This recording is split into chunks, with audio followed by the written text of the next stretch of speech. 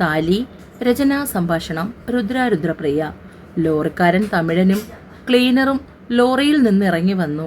അടിവാരത്തിൽ നിന്നും വരുന്ന 1-2 വണ്ടികളും അവിടെ നിർത്തി.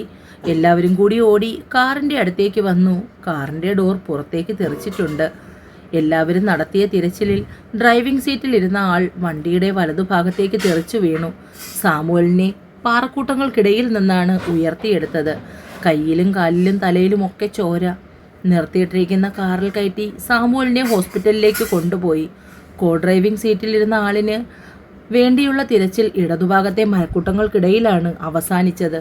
റോഡിൽ നിന്ന് ഏകദേശം കുറച്ചു ദൂരത്ത് മരക്കൂട്ടത്തിനിടയിൽ മുഖമടിച്ചു വീണു കിടക്കുന്ന ഒരാൾ. അയാളെ എടുക്കുമ്പോൾ മുഖം മുഴുവനും ചോരയായിരുന്നു. അടുത്ത വണ്ടിയിൽ അയാളെയും കിടത്തി നേരെ ഹോസ്പിറ്റലിലേക്ക് തിരിച്ചു. ജയൻ പോയതു മുതൽ ദേവിക്കാകെ പരിഭ്രമമാണ്. മോൾ ഇങ്ങനെ വെപ്രാളം പിടിക്കുന്ന എന്തിനാ? അവൻ ഇന്നലെ പോയതല്ലേ ഉള്ളൂ. 2 ദിവസം കഴിയുമ്പോൾ ഇങ്ങ് വരും. മോൾ വിളിച്ചില്ലായിരുന്നു അവനെ? അവിടെ നിന്ന് ഇറങ്ങുമ്പോൾ വിളിച്ചായിരുന്നു അമ്മേ. കാറിലാണെന്ന് പറഞ്ഞു. അതിനുശേഷം വിളിച്ചപ്പോൾ മൊബൈൽ സ്വിച്ച് ഓഫ് ആണ്. എന്തെങ്കിലും മീറ്റിങ്ങിൻ്റെ തിരക്കിലായിരിക്കും. അല്ലെങ്കിൽ അവൻ ഫോൺ ഓഫ് ചെയ്ത് വെക്കില്ല. മുൻപും ഇങ്ങനെയാണ്. അർജൻറ്റ് മീറ്റിംഗ് എന്തെങ്കിലും ആണെങ്കിൽ മൊബൈൽ ഓഫ് ചെയ്ത് വെക്കും. അമ്മ എന്തൊക്കെ പറയുന്നുണ്ടെങ്കിലും ദേവിക്ക് എന്തുകൊണ്ടോ സമാധാനിക്കാൻ കഴിയുന്നില്ല. കുഞ്ഞിനെയും എടുത്തുകൊണ്ട് അവൾ മുറിയിലേക്ക് പോയി. അറിയാവുന്ന സകല ദൈവങ്ങളെയും വിളിച്ച് പ്രാർത്ഥിച്ചു. ഈശ്വര, എൻ്റെ കുട്ടേട്ടന് ആപത്തൊന്നും വരുത്തരുതേ. മനമുരുകി പ്രാർത്ഥിച്ചു ദേവി. ഹോസ്പിറ്റലിലെത്തിയ ഉടനെ തന്നെ സാമുവലിൻ്റെ മുറിവുകളൊക്കെ ക്ലീൻ ചെയ്ത് ഐസിയുവിലേക്ക് കയറ്റി. 2 കാലും ഒടിഞ്ഞു. അത് സർജറി ചെയ്യണം. വലത് കൈയും കഴുത്തിന് സീൽ ബെൽറ്റ് ഇട്ടതിൻ്റെ ചതവുമുണ്ട്. എന്നാൽ ജയനെ പരിശോധിച്ച ഡോക്ടർമാർക്ക് പോലും അതിശയമായിരുന്നു. ആ കാറും അതിൻ്റെ കിടപ്പും കണ്ടാൽ അതിനുള്ളിലുള്ള ആൾക്കാർക്ക് ജീവനുണ്ടോ എന്ന് രണ്ടാമതൊരിക്കൽ ചിന്തിക്കേണ്ട അവസ്ഥ വരില്ല. അങ്ങനെ ഉള്ളിടത്തു നിന്ന് താൻ രക്ഷപ്പെട്ടത് അതിശയം തന്നെ. നെറ്റിയിലെ ഈ മുറിവ് അത് ഒഴിച്ചു കഴിഞ്ഞാൽ താൻ പെർഫെക്റ്റ്ലി ഓൾറൈറ്റ് ആണ്. എല്ലാ സ്കാനിങ്ങും ടെസ്റ്റും എല്ലാം ചെയ്തു കഴിഞ്ഞു. തനിക്ക് ഒരു കുഴപ്പവുമില്ല. വീട്ടിലിരിക്കുന്നവരുടെ പ്രാർത്ഥന അത്രയും പറഞ്ഞാൽ മതി. താൻ മാരീഡ് ആണോ? അതെ ഡോക്ടർ. തൻ്റെ ഭാര്യയുടെ പ്രയർ അതാണ് കേട്ടോ തൻ്റെ ജീവൻ രക്ഷിച്ചത്. Anyway, take care and thank god. സാമുവലിനെ ഐസിയുവിൽ തന്നെ കിടത്തി 1-2 ദിവസം കിടക്കേണ്ടി വരും. ഒരാളുടെ സഹായമില്ലാതെ ഇച്ചായന് കുറച്ചു നാളത്തേക്ക് ഒന്നും ചെയ്യാൻ കഴിയില്ലെന്ന് ഉറപ്പായിരുന്നു. ആക്സിഡൻറ്റിൽ 2 പേരുടെയും ഫോൺ നഷ്ടപ്പെട്ടു പോയി. പിന്നീട് സ്പോട്ടിൽ പോയി അത് അന്വേഷിക്കാനും എടുക്കാനും ഒന്നും സമയം കിട്ടിയില്ല. ഒടുവിൽ സ്റ്റേഷനിൽ നിന്നും വന്ന 2-3 പോലീസുകാരാണ് സംഭവ സ്ഥലത്ത് നിന്നും ലഭിച്ച മൊബൈൽ ഫോണുകൾ ജയനെ ഏൽപ്പിച്ചത്. സാമുവലിൻ്റെ മൊബൈൽ തീർത്തും നശിച്ചു പോയിരുന്നു. പക്ഷേ അതിൽ നിന്നും സിം കാർഡ് ഊരിയെടുത്ത് ജയൻ്റെ മൊബൈലിലിട്ടാണ് വീട്ടുകാരെ വിവരം അറിയിച്ചത്. സാമുവലിൻ്റെ അങ്കിളിനെയാണ് ജയൻ വിവരം അറിയിച്ചത്. വൈഫിനെയും മോനെയും കൂട്ടി അങ്കിൾ അടുത്ത ദിവസം തന്നെ എത്താമെന്നറിയിച്ചു. എന്തായാലും 2 ദിവസം കൂടി നിന്നതും നോക്കിയതുമെല്ലാം ജയൻ തന്നെയാണ്. ഇടയ്ക്ക് ദേവിയെ വിളിക്കണമെന്ന് വിചാരിച്ചതാണ്. പക്ഷേ കുത്തിക്കിഴിച്ച് ചോദിച്ചു കഴിഞ്ഞാൽ സംഭവം മുഴുവൻ പറയേണ്ടി വരും. അതുകൊണ്ട് തൽക്കാലം വേണ്ടെന്ന് വെച്ചു. എന്നാൽ മറ്റൊരു മൊബൈലിൽ നിന്ന് സിദ്ധുവിനെ വിവരം അറിയിച്ചിരുന്നു. ആക്സിഡൻറ്റ് സ്പോട്ടും കാറിൻ്റെ അവസ്ഥയും ഒക്കെ സിദ്ധുവിന് വീഡിയോ കോളിൽ തന്നെ കാണിച്ചു കൊടുത്തു. ഡോക്ടർ പറഞ്ഞ കാര്യവും സിദ്ധുവിനോട് പറയാൻ ജയൻ മറന്നില്ല. സത്യം ജയ, നിനക്ക് എന്തെങ്കിലും സംഭവിച്ചുവെങ്കിൽ ആ പഴിയും കൂടി പാവം എൻ്റെ പെങ്ങളുടെ ചുമലിലായേനെ. ഈശ്വരൻ തന്നെയാണ് അവളുടെ പ്രാർത്ഥന കേട്ടത്. എന്തായാലും ഞാൻ അവളോടൊന്നും പറയുന്നില്ല. നീ എത്രയും വേഗം വരാൻ നോക്കിയാൽ മതി. സാമുവലച്ചായൻ്റെ ഭാര്യയും മകനും കൂടി വരുമ്പോൾ ജയനെ കണ്ടു ഞെട്ടിപ്പോയി. സക്കറിയയെ വാർത്തു വച്ചിരിക്കുന്നു. ഒരു വേള സക്കറിയ തന്നെയാണോ എന്നുപോലും സംശയിച്ചു പോയി. സാമുവലിനെ ഐസിയുവിൽ കയറ്റി കണ്ടു. അമ്മയെയും മകനെയും അങ്കിളും കൂടി. സ്വന്തം അനിയനോടെന്ന പോലെയാണ് സാമുവലിൻ്റെ ഭാര്യ ട്രീസ ജയനോട് ഇടപെട്ടത്. കാരണം മിക്കവാറും ജയനെക്കുറിച്ച് സാമുവൽ സംസാരിക്കാറുണ്ടായിരുന്നു. ജയനെ കണ്ടതിന് ശേഷമാണ് സാമുവൽ വീണ്ടും പഴയ ജീവിതത്തിലേക്ക് തിരിച്ചു വന്നതെന്നും കൂടി പറഞ്ഞു കേൾക്കുമ്പോൾ ജയന് വല്ലാത്ത സന്തോഷം തോന്നി. മോൻ എന്തായാലും ഇന്ന് രാത്രി തന്നെ യാത്ര തിരിച്ച് വീട്ടിൽ ഭാര്യയും കുഞ്ഞുമൊക്കെ ഉള്ളതല്ലേ. അവർ കാത്തിരുന്ന് വിഷമിക്കുന്നുണ്ടാവും. ഇവിടെ ഇപ്പോൾ ഞങ്ങളുണ്ടല്ലോ. ഈ 2-3 ദിവസവും ഇവിടെ നിന്ന് സ്വന്തം കൂടപ്പറപ്പിനെ പോലെ ഞങ്ങളുടെ കൊച്ചിനെ നോക്കിയതിന് നന്ദിയുണ്ട്, അങ്കിൾ പറഞ്ഞു. എന്തായാലും ഇന്നിന് യാത്രയില്ല. ഞാൻ നാളെ ഇച്ചായനെ കണ്ട് യാത്ര പറഞ്ഞിട്ട് പോകാം. രാവിലെ ഐസിയുയിൽ കയറി സാമുവലിനെ കണ്ടു. ഞാൻ കാരണം നിനക്ക് കൂടി ബുദ്ധിമുട്ടായി അല്ലേടാ? അങ്ങനെയൊന്നും ഇല്ല അച്ചായ. ഇത്രയല്ലേ സംഭവിച്ചുള്ളൂ. അത് തന്നെ ഭാഗ്യം. ചേട്ടത്തിയും മോനും അമ്മാച്ചനും ഒക്കെ വന്നിട്ടുണ്ട്. അതുകൊണ്ട് ഞാൻ ഇന്ന് തന്നെ തിരിക്കാമെന്ന് കരുതി. അതിനിടയിൽ സാമുവലിൻ്റെ മകൻ ബ്രിട്ടോ സംസാരിച്ച് സാമുവലിനെ ഡൽഹിയിലേക്ക് കൊണ്ടുപോകാനുള്ള കാര്യങ്ങളൊക്കെ തീരുമാനിച്ചു. ഒരു കണക്കിന് അതുതന്നെയാണ് നല്ലതെന്ന് ജയനും തോന്നി. എന്തായാലും നീ ഇനി നിൽക്കണ്ട, ഞാൻ ഓക്കെ ആകുമ്പോൾ നിന്നെ വിളിക്കാം. പിന്നെ ഞാൻ പറഞ്ഞത് മറക്കണ്ട, ഭാര്യയും കുഞ്ഞിനെയും കൂട്ടി അങ്ങ് വന്നേക്കണം അമ്മച്ചിയെ കാണാൻ. നെറ്റിയിലെ മുറിവിലേക്ക് നോക്കുമ്പോൾ അറിയാതെ കണ്ണു നിറഞ്ഞു. ഞാൻ കാരണമല്ലേ?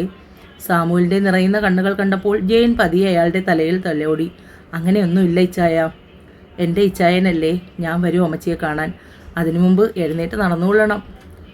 അപ്പോൾ തന്നെ അവിടുന്ന് കൊച്ചിയിലെത്തി. കൊച്ചിയിൽ നിന്നും തിരികെ ഫ്ലൈറ്റിൽ. നെറ്റിയിലെ മുറിവിൽ സ്റ്റിച്ചുണ്ടായിരുന്നത് എടുത്തു. എങ്കിലും ചെറുതായി ബാൻഡേജ് ഒട്ടിച്ചിട്ടുണ്ട്. വൈകുന്നേരം പതിവ് പോലെ വഴിക്കണ്ണുമായി കാത്തിരിക്കുമ്പോഴാണ് ഒരു കാർ മുറ്റത്ത് വന്ന് നിന്നത്. കാറിൽ നിന്നും നെറ്റിയിലെ മുറിവുമായി ഇറങ്ങുന്ന ജയനെ കണ്ട് ദേവി അലച്ചു പാഞ്ഞു പുറത്തേക്ക് വന്നു. എന്താ കുട്ടേട്ടാ, എന്തു പറ്റി? എന്താ നെറ്റി മുറിഞ്ഞിരിക്കുന്നത്? ഒന്നുമില്ലടോ, താൻ ഇങ്ങനെ പരിഭ്രമിക്കാതെ. ചെറിയൊരു ആക്സിഡന്റ് എന്ന് കേട്ടപ്പോൾ തന്നെ അവൾ കുഴഞ്ഞ് ജയൻ്റെ മാറിലേക്ക് വീണു. അവളെയും എടുത്തുകൊണ്ട് അകത്തേക്ക് കയറി വരുന്ന ജയനെ കണ്ടുകൊണ്ടാണ് അമ്മ മോളെയും കൊണ്ട് പുറത്തേക്ക് വന്നത്. എന്താടാ, എന്തു പറ്റി മോക്ക്? ഇതെൻ്റെ നെറ്റിയിൽ. മഹേശ്വരമ്മ ധൃതിയിൽ ജയൻ്റെ മുറിവിൽ കൈവച്ചു. ഒന്നുമില്ലമ്മേ, പോയ സ്ഥലത്ത് വെച്ച് ചെറിയൊരു ആക്സിഡന്റ്, ഇത്ര മാത്രമേ പറ്റിയുള്ളൂ. ഇത് കണ്ടുകൊണ്ടാണ് ഈ പെണ്ണ് കുഴഞ്ഞു വീണത്. അവൾക്ക് പേടിയായിരിക്കുമെടാ എല്ലാത്തിനും. ചൂടുവെള്ളത്തിൽ വീണ പൂച്ച പച്ചവെള്ളം കണ്ടാലും അറയ്ക്കും. നീ പോയത് മുതൽ ആഹാരവും കഴിക്കാതെ ജലപാനവും ഇല്ലാതെ ഒരേ പ്രാർത്ഥനയും നിലവിളിയായിരുന്നു. എന്തായാലും അകത്തേക്ക് കൊണ്ടുപോയി കിടത്ത്. ദേവിയെ ബെഡിൽ കൊണ്ട് കിടത്തി ജയൻ. മോളെ ദേവി, എടി കണ്ണു തുറക്ക്. ജയൻ ദേവിയെ തട്ടി വിളിച്ചു. മഹേശ്വരിയമ്മ അകത്തുപോയി അല്പം വെള്ളവുമായി തിരികെ വന്നു. കുട്ടാ, നീ ഇത് മോളുടെ മുഖത്ത് തളിക്ക്. അവർ വെള്ളമിരുന്ന ഗ്ലാസ് ജയൻ്റെ നേർക്ക് നീട്ടി. ജയൻ അത് വാങ്ങി ദേവിയുടെ മുഖത്ത് തളിച്ചു. അതിനിടയിൽ മാതുമോള് മഹേശ്വരിയമ്മയുടെ കയ്യിൽ നിന്നും നേരെ ദേവിയുടെ പുറത്തേക്ക് ചാടി. അമ്മ അമ്മ. മഹേശ്വരിയമ്മ വേഗം മോളെ എടുത്ത് ഇടുപ്പിൽ വെച്ചു. ദേവി കണ്ണു തുറന്ന് ജയനെ നോക്കി. വെപ്രാളപ്പെട്ട് ചാടി എഴുന്നേറ്റ് നിന്നു. അവളുടെ പരവേശം കണ്ടുകൊണ്ട് ജയനും ബെഡിൽ നിന്ന് എഴുന്നേറ്റു. എന്താ പറ്റിയത്? എന്നോട് പറ കുട്ടേട്ടാ, അവനെ ആകമാനം ഒഴിഞ്ഞുകൊണ്ട് ദേവി ചോദിച്ചു. തിരികെ വരുമ്പോൾ ഒരു ആക്സിഡന്റ്. എനിക്ക് കുഴപ്പമൊന്നുമില്ല.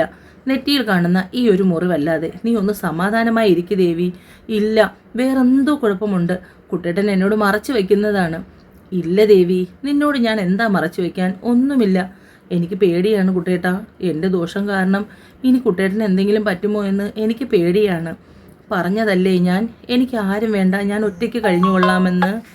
എന്നെ സ്നേഹിക്കുന്നവർക്കൊക്കെ തിരികെ കൊടുക്കാൻ എനിക്ക് ദുഃഖം മാത്രമേ ഉള്ളൂ.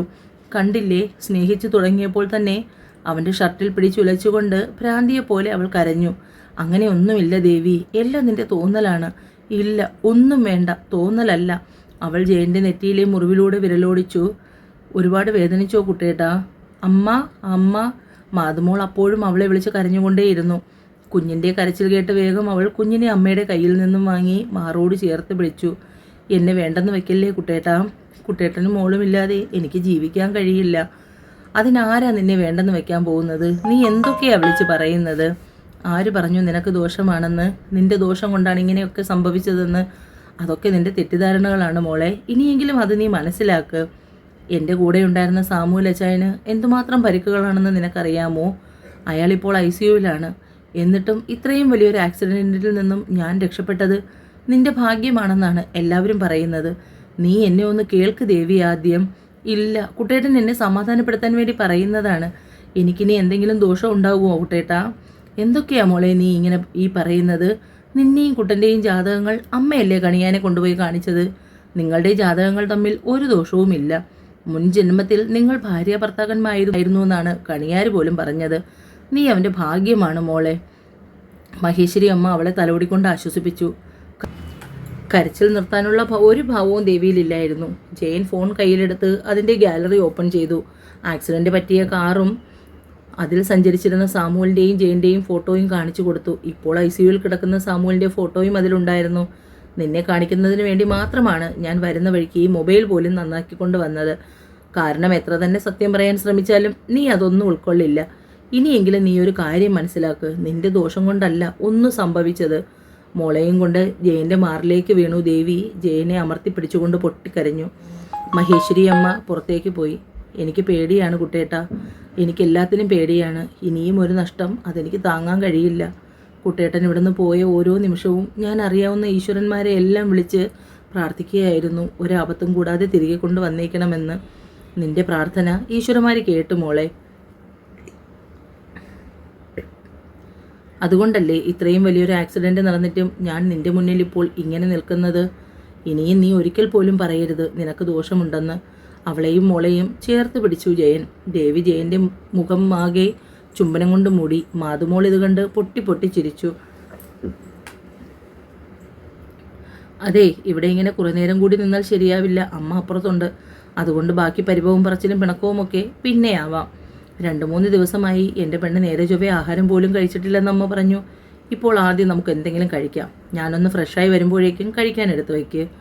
ജെയിൻ റൂമിലേക്ക് പോയതും ദേവി അടുക്കളയിൽ കയറി. ഉണ്ടാക്കി വെച്ചിരുന്ന ആഹാരമെല്ലാം ഒന്നുകൂടി എടുത്ത് ചൂടാക്കി ടേബിളിൽ കൊണ്ടുവച്ചു. മഹേശ്വരിയമ്മയും കാണുകയായിരുന്നു അവളുടെ ഉത്സാഹം. തൻ്റെ കണ്ണടഞ്ഞാലും മോനെ പൊന്നുപോലെ സ്നേഹിക്കാൻ അവളുണ്ട്. അവൾ അവൻ്റെ ജീവിതത്തിൽ വന്നതാണ് ഏറ്റവും വലിയ ഭാഗ്യം.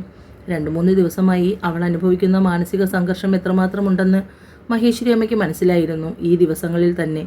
ജയൻ കഴിക്കാൻ വന്നിരുന്നതും ദേവിയും അടുത്ത് പിടിച്ചിരുത്തി. ഓരോ ഉരുളച്ചോറ് അവൻ കഴിക്കുമ്പോഴും ദേവിയെയും മകളെയും ഊട്ടി. മഹേശ്വരി അമ്മയ്ക്ക് അത് കണ്ട് മനസ്സ് നിറഞ്ഞു. രാത്രിയിൽ മോൾ ഉറങ്ങിക്കഴിഞ്ഞതും ദേവി ജയൻ്റെ നെഞ്ചിലേക്ക് പറ്റിച്ചേർന്ന് കിടന്നു. നിറകയിലെ മുറിവിലൂടെ പലതവണ അവളുടെ വിരലുകൾ ഓടി നടന്നു. എത്രയോ ആവർത്തി അവൾ ആ മുറിവിൽ ചുംബിച്ചു. ഓരോ തവണയും സങ്കടം കൊണ്ട് കണ്ണു നിറയും. അപ്പോഴെല്ലാം അവനെ ചേർത്ത് പിടിക്കും. എനിക്ക് കുഴപ്പമൊന്നുമില്ലടി, നീ ഇങ്ങനെ സങ്കടപ്പെടല്ലേ. ഓരോ തവണയും ജയൻ അവളെ ആശ്വസിപ്പിച്ചുകൊണ്ടേയിരുന്നു. ജയൻ്റെ വിരലുകൾ വയറിൽ കുസൃതി കാണിക്കാൻ തുടങ്ങിയപ്പോൾ ദേവി അതിനെ തടഞ്ഞു. ജയൻ സംശയരൂപേണ അവളുടെ മുഖത്തേക്ക് നോക്കി. കുട്ടേട്ടൻ്റെ ശരീരം അധികം ഇളക്കണ്ടെന്ന്. 1-2 ദിവസം നന്നായി റെസ്റ്റ് എടുക്ക്. നീ ഇങ്ങനെ അടുത്ത് കിടക്കുമ്പോൾ അത് പറ്റില്ല പെണ്ണേ. ഇന്നൊരു ദിവസം കുട്ടേട്ടൻ നന്നായി റെസ്റ്റ് എടുക്ക്. ജയൻ്റെ മുഖം വാടുന്നത് കണ്ടതും അവൾ അവൻ്റെ മുഖമാകെ ചുംബനം കൊണ്ട് മൂടി. എൻ്റെ പ്രാണനാണ് ഈ അച്ഛനും മോളും.